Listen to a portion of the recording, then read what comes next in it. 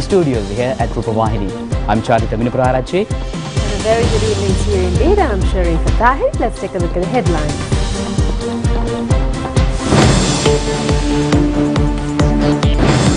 The President says in Parliament that certain groups are against renewable projects as they cannot receive commission from such projects.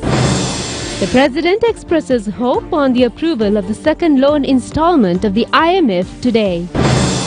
The interim cricket committee appointed by the former sports minister has become invalidated. Fighting in Gaza spreads to the south and the lives of ordinary civilians are in great danger.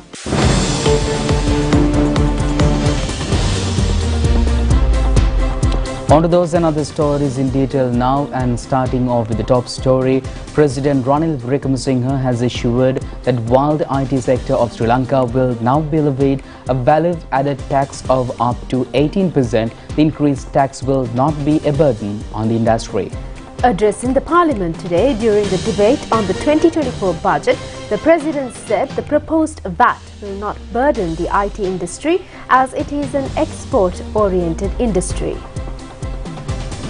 I'd like to say IT services provided to persons outside Sri Lanka for which payments are received in foreign currency are exempt from income tax. Supply of IT services was liable to VAT until 31st December 2019 and exempt from VAT only from 1st of January 2020. IT services will be liable for VAT effective from 1st January 2024 by the new amendment. However, making IT services viable for VAT will not become a burden to the industry since those IT companies are export-oriented and export of IT services is a zero-rated supply. Furthermore, even in India, the GST rate for all kinds of IT software supply services products are 18%. Now, we have decided as a policy to increase the VAT up to 18%. Then it must apply to all sectors. You can't exempt some sectors and others. Now, many in the IT sector has said they can go ahead provided certain assistance are given to them. Some of the others are complaining, but they have always been complaining. When we tried in 2003 to bring Tata in, they all complained. But they have to look at to digitalize revenue collection and the home affairs services. Now they said they can do it. Up to date we have nothing. Now we are piggybacking on Aadhaar system again after 20 years. Then similarly, when we started this in 2015, there was a big debate as to whether you need foreign personnel, and this was the biggest debate, not how we increase it. And finally there were no foreign personnel. Half the people who shouted are now leaving the country. We are having a serious dearth of people. So what we are doing now is to ask if any company wants people from abroad, we'll allow it. We are going to train more people, but that will not in fact resolve the issue of trained people, experienced people have gone out. So if a company wants a foreign personnel, we'll let them come in. Whatever we have collected out of by increasing to 18%, will come back to the sector because there's 1.5 billion rupees kept aside for research just on AI and another 8 billion for all science, other technological research, of which I am sure this sector should take anything from 1 to 2 billion. So it's about 3.5 billion. What we are doing is we are shifting the emphasis onto research and helping research, because if you look at the potential of the IT industry, the government is prepared to support them and we are moving very fast towards the digitalization, and we will be looking in the next 2-3 years to do that. We'll go piggyback on India and then let us develop it. So the whole digital sector will expand, which you might pay 18% VAT, but you are going to expand here in Sri Lanka, and that's the development. Then we have to send in the personnel who are required, and AI especially, the government has given focused on it because AI is the future and we should expand on artificial intelligence. Otherwise we will be competing with Myanmar to have low income, low wage manufacturing. New agency will be the digital transformation agents, and they will have policy work. They won't get like ITCA, they won't get involved in project management. This was to be for 10 years and then they kept extending it. But you need a new agency, and within that will be the AI Center. The other one is the Technology and Innovation Council, which will look at commercializing innovations in the field of technology. They are the people who lose the 8 billion, of which part anyway can go to IT, part for the others. So they will certainly work on this field. The National Science Foundation will be of pure research, we'll make some of the monies available for National Science Foundation. So there's money available. It's nearly 9.5 billion rupees is available next year for research. We had never made that much of money available. For the first time that money is being available. So we have to become a country that has a strong science and technology base. The UNDP 2024 Asia-Pacific Human Development Report titled Making Our Future, New Directions for Human Development in Asia and the Pacific was launched today under the umbrella of the flagship Columbo Development Dialogues. The narrative of human development in Asia and the Pacific has been one marked by the advancement in equality and unforeseen challenges. Against this backdrop, the launch of the United Nations Development Programme 2024 Asia-Pacific Human Development Report in November represents a crucial step in revitalizing human development amidst a complex landscape of growth. Naturally, this report serves a robust foundation, offering in-depth insights to comprehend the hurdles faced by marginalized communities and supporting policymakers in crafting precise and impactful strategies. Contributions extend beyond academia, as he has research portfolio. Gender dynamics at the University of Colombo. Aid contributes significantly to national. Mr. Kumarasiri has over 30 human development in the Asia-Pacific region. Asia. Professor Sirimal. He brings a wealth of experience to strategic roles.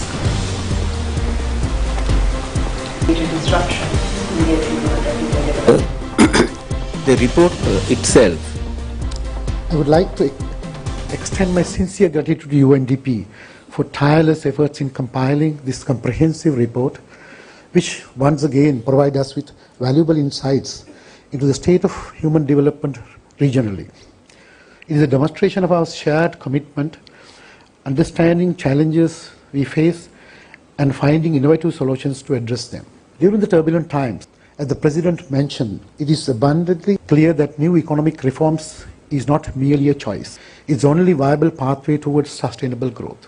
Failure to adopt innovative approaches places Sri Lanka at the imminence of recurrence of economic crisis. Recognizing this urgency, the government plans to launch a development-driven economic program to modernize various sectors, seeking to rewrite outdated systems by infusing a fresh breath of innovation into our economic landscape. Through various strategic partnerships, we cannot only fortify our economic foundations but also forge a path to embrace the dynamics. That said, UNDP's Asia-Pacific Human Report reassures the fact that human development goes beyond mere financial indicators, showing Sri Lanka's commitment to addressing environmental pollution.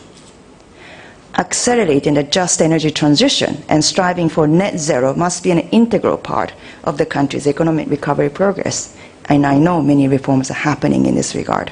As we look ahead towards a potentially more turbulent future, we must be facing multiple risks such as climate change and its impact, difficulties in maintaining the momentum of economic growth and job creation for all. So the question is, what can we do to reinvigorate human development against the backdrop of a stormy landscape and very choppy waters? The 2023 Asia-Pacific Human Development Report proposes a new direction and serves as a guide to rethink our development strategies and pathways. UNDP proposes a framework based on policy levers and initiatives that build on our collective strength, drawing from past experiences to chart a course towards high-quality development, squarely aligned with the 2030 Agenda for Sustainable Development. We must champion people-centric perspectives and safeguard the interest of future generations. Human development is fundamentally about expanding the capabilities and opportunities for people. Economic growth steered towards human development remains vital. This entails fostering growth that not only generates more decent jobs, but also secures a future for a broader spectrum of our population. Without growth, there will be no human development. Without human development, there will be no growth. It's our role to ensure SDG-aligned, responsible, and ethical investments and economic activities take place to generate growth and create jobs with dignity for everyone. The votes of the Ministries of Investment Promotion and Technology were taken up for discussion in the debate on the committee stage of the Budget 2024.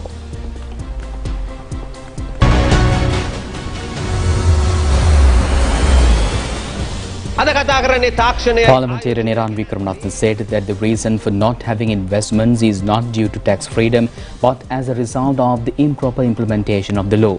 The members added that they must understand the reality and resolve to join hands to develop the country.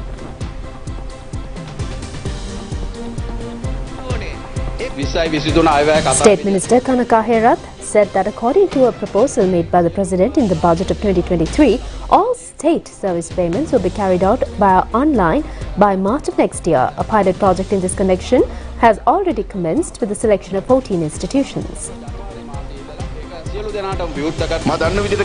Parliamentarian Ananda Kumar Disanayake said that there have been plans to construct a 700 megawatt power station at the Punugirine Reservoir in Kilinochchi. He added that the relevant authorities will not to sign a power purchasing agreement for the provisions of electricity generated by them. The parliamentarian said that he wanted to know the purchasing price of the electricity generated by them. He added that according to the information received by him, the unit price would come up to $15, which is equivalent to 50 rupees.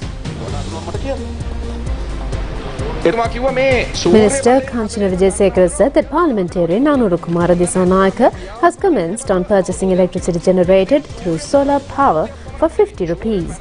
He added that he is not aware whether the parliamentarian has any understanding on the project. This is not a solar panel project. The battery storage facilities needed for the procurement and storage of electricity still does not exist in Sri Lanka. The world's biggest battery energy storage system is located in California. If the South Asian project is implemented according to the report, it will become the biggest battery energy solar system in South Asia. He has challenged the parliamentarians to go before the courts if a fraud has taken place and that electricity was sold at a higher price. And meanwhile, Cabinet spokesman Minister Dr. Bandulu Gunawardena says that the President at yesterday's Cabinet meeting has expressed confidence of the approval of the second loan installments of the International Monetary Fund today. The Minister had made these observations at a media briefing to convey the decisions to Cabinet of Ministers in Columbo today. Cabinet spokesman Dr. Minister Bandulu Gunawardena said that the country had received the first installment through the Extended Fund Facility Agreement with the IMF. The receipt of the second installment has been delayed. It is expected to be announced today. The minister added that certain tax revisions were compelled to be made in order to fulfill the anticipated state revenue as agreed upon. All the requirements have been completed through tax revisions by yesterday. The minister added that no new VAT impositions have been made. He added that what was taken place was increasing by 3% of the 15% tax. Minister Dr. Bandulu Gunawardena further said many essential items including electricity, organic fertilizer, medicinal items, infant milk food and Ayurvedic products are exempted from VAT. Minister Kanchana Wijesekara says that there is a possibility of reducing electricity charges in the month of January. He has made these remarks at a discussion conducted today relating to taking measures for a charging system based on accurate data in the revision of the electricity bills.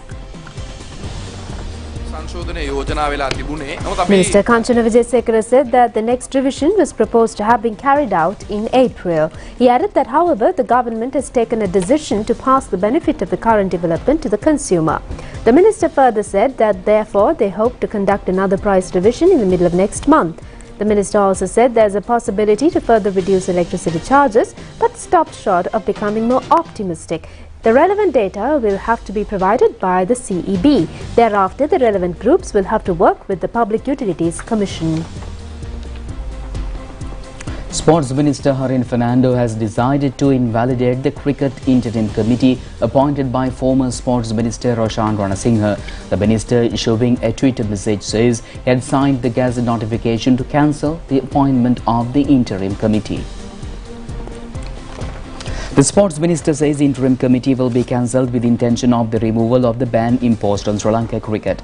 The former sports minister has appointed a cricket interim committee on the 6th of November this year under the leadership of Arjuna Ranatunga. Several days later, the International Cricket Council has abolished Sri Lanka's membership. And meanwhile, in a cordial letter addressed to President Ranil Wickremesinghe, Singaporean Prime Minister Lee Hsien Loong conveyed his sincere appreciation for the positive outcomes resulting from the productive discussions held between the two leaders in August. Prime Minister Lee Hsien Loong expressed his dedication to enhancing ties between Singapore and Sri Lanka across political, economic and people-to-people dimensions. The assurance of strengthened collaboration signifies a shared commitment to deepening the bilateral relationship for mutual benefit. In extending his well-wishes, Prime Minister Lee Hsien Loong conveyed hopes for President Wickremesinghe's good health and continued success in steering the nation's progress. The Singaporean Prime Minister also expressed anticipation and eagerness towards visiting Sri Lanka in the near future, further solidifying the commitment to sustaining and advancing the diplomatic ties between the two countries. The 8th South China Sea Shenzhen Roundtable Buddhist Conference has commenced in Columbo today. It has been organized in connection with the 10th anniversary of the Belt and Road program under the China theme Walk Together in Harmony and Gather the Wisdom of the Silk Road. Venerable Master Yin Xiong is presiding over the session, which has been conducted at the Bandaranaike Conference Hall till the 14th of this month. The Gangarame of Colombo is hosting the event. It has also been organized under the patronage of Chief Incumbent of the Gangarame, Venerable Dr. Galabuddha Jnanisara Thera and Venerable Dr. Kirinde Asaji Thera of the same Vihara. More than 400 lay and clergymen representing 32 countries are attending the conference. In parallel to the event, 100 surgeries on cataract removal and a youth conference jointly organized by the Sub-Forum on Buddhist Education and the Kalana University are being conducted. Former Presidents Mahinda Rajapaksa, Maithripala Sirisena and Gotabaya Rajapaksa, Chinese ambassadors in Sri Lanka Shi Sheng-hong and Ministers Dr. Bandulu Gunawardena, Vidura Wickremanaike and Douglas Devananda have also participated in the inaugural session.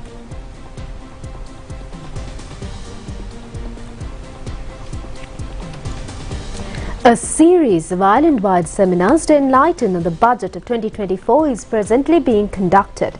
The fifth in the seminar series was conducted at the Central Province Council Auditorium in Palekale, Kandy yesterday. Government officials in the Central Province, trade unions, representatives, civil organization activists, business persons and the youth were educated at the event. Central Province Governor Lalit Yogamage has presided over the seminar, which was conducted under the theme A Way Forward for a Strong Future. Director of Community Affairs of the President, Kirti Thendakon, said that a problem is created when a person liable to pay VAT amount into 50,000 rupees is paying only 6,000 rupees. He adds that similarly there must also be a problem when an institution which has to pay taxes amounting to 600,000 rupees is paying only 35,000 rupees. A big problem is also being created when the institutions earning the biggest profits in the country default in the payments of taxes of 46 billion rupees. Director General of Presidential Trade Union Saman Ratnapriya said that he has witnessed a situation in the society not identifying the difference of how to behave at a time of robust economy and how to behave at a time when the economy has collapsed. The number of poor people in the country has gone up to 2.4 million in the face of the economic crisis. Samruddhi had delivered 65 billion rupees last year, but the Aswasuma is now providing 183 billion rupees. He added that this is a constructing budget. Professor Aminda Metsila Pereira said that he is of the view that Sri Lankan citizens should also make commitments and bear the repercussions at the same time as arguing on the government's responsibilities. Sri Lanka has no other alternative. He also pointed out that government revenue will have to be increased by 45% in comparison to last year.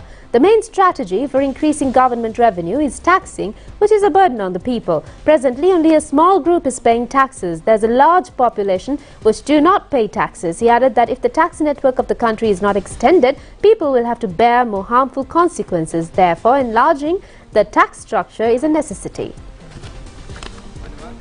The Columbo High Court has imposed a fine of 1.8 million rupees each for Sakpati Ranasinghe and his wife, who have pleaded guilty to the offences of maintaining a financial company without the approval of the Central Bank of Sri Lanka and also aiding for the committing of this offence. The verdict has been delivered by High Court Judge Namal Balalle. The decision of the judge also says that in the event of failure to pay the fine, rigorous imprisonment of 24 months for each of the convicts will be imposed. A case filed against the accused by the Attorney General in the year 2006 for maintaining a financial company without the approval of the central bank was convened for further hearings today. The verdict was handed upon by the admission of guilty by the accused before the courts today. The Columbo High Court has issued summons today to the guarantors in the case relating to former Minister Vimal Veeravancha to appear before the courts tomorrow as a result of Vimal Veeravancha failing to appear before the courts today. The order has been delivered in the case filed against Vimal Veeravancha for failing to reveal how assets value more than 75 million rupees has been earned. The counsel of Veeravancha told the courts that his client has been hospitalized. The High Court judge has ordered to submit a medical report on the disease condition of the accused tomorrow. Stay tuned with international news after this break.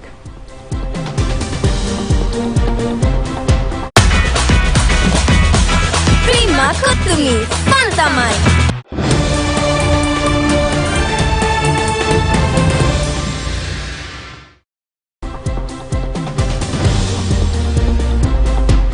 Welcome back, and moving to the international update, Israel has continued its bombardment of Gaza Strip with the main focus on Khan Yunis city in the southern Gaza Strip. There's also been fighting in Rafah near the Egyptian border. A U.S. State Department official says U.S. is pushing Israel to protect civilian life as heavy fighting continues. He said the U.S. believes it is critical that Israel places a premium on the protection of human life and for the ability of aid organizations to access civilians. He further said there were two sides to this conflict, adding that Hamas too had a responsibility to protect civilians, but that the group had not shown any interest or inclination to do so. He also said Israel could only achieve a strategic victory if it protected civilians and worked towards an enduring peace. The UN General Assembly is set to vote today on an immediate ceasefire in Gaza Strip, days after the US vetoed a similar resolution proposed in the Security Council. The current proposed draft was put forward by a group of 20 Arab countries and the Organization for Islamic Cooperation. An Israeli military spokesman has said that their air force has struck several missile launches throughout the Gaza Strip in the past 24 hours. The Australian government says it will have the migration intake within 2 years in an attempt to fix the country's broken immigration system. Among the new measures are tougher minimum English language requirements for international students. Australia boosted its annual migration numbers last year to help the pandemic brought strike border controls, and however the business recruits staff to fill shortages after the COVID-19 pandemic. However, it aims to slash the annual intake of 250,000, roughly in line with the pre-pandemic levels by June 2025. Visa rules for international students and low-skilled workers will also be tightened under the new plan. Unveiling a new 10-year migration strategy at a media briefing on Monday, Australian Home Affairs Minister Clary O'Neill said that the migration system had been left in tatters by the previous government. A record 510,000 people came to Australia in the year June 2023, but the minister said her government would bring numbers back under control and reduce the annual migration intake by around 50%. Armed men have stormed a military base in northwestern Pakistan, killing at least 23 people, a military source told media, with the number of casualties expected to rise. The attack took place today in the town of Daraban, about 600 kilometers from Dera Ismail Khan city in the restive province of Khyber Pakhtunkhwa, located at the edge of the lawless tribal regions bordering Afghanistan. At least 34 people were injured and taken to a military hospital in Dera Ismail Khan. Officials said that the fighters rammed a vehicle laden with explosives into the main gate of the police station, following up with a gun attack. Pakistani group Tehreek-e-Jihad Pakistan, which has emerged recently, said in a statement that its fighters carried out the attack aimed at Pakistani army. Wishing you a joyful Christmas from Prima.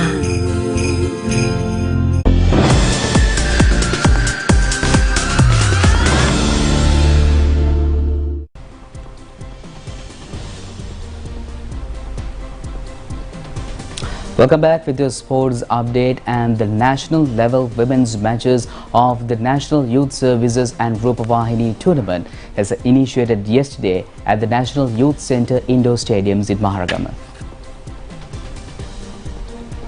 The tournament is being conducted for the 35th occasion. Director General of the National Youth Services Council, Pasinthi Gunaratna, and Chairman of the Sri Lanka Rupavahini Corporation, Dr. Prasad Samarasinghe, have also participated in the inauguration ceremony. Women's competitions will be conducted tomorrow as well. Preliminary men's matches on the national level are scheduled to be conducted on the 20th and 21st of this month. The finals will be held on the 23rd.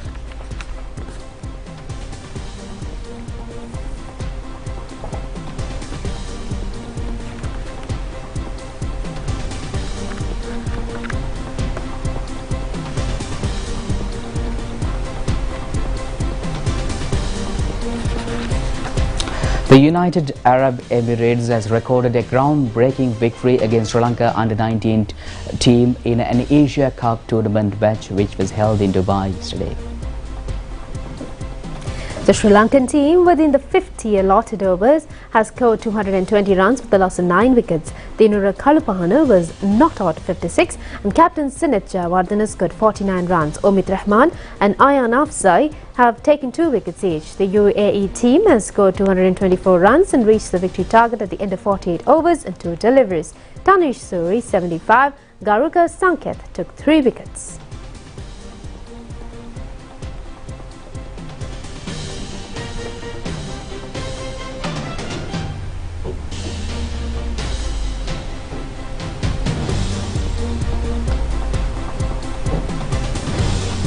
The SSC and police teams have been successful in becoming co-champions in the Inter-Club League cricket tournament played at NCC grounds in Columbo yesterday. The first day's play has ended when the SSC team was at 254 runs with the loss of 3 wickets in their first innings. However, in the 3 remaining days, the play was obstructed by rainy weather. Accordingly, both teams have been accorded the opportunity to share the trophy. Man of the match was Avishka Fernando and man of the series was Ravinda Fernando.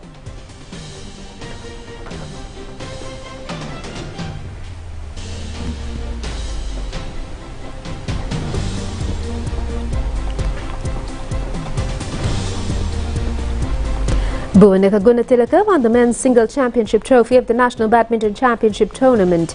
A special feature has been the winners securing triple trophies. The Sri Lanka Badminton Association has organised the event for the 71st occasion.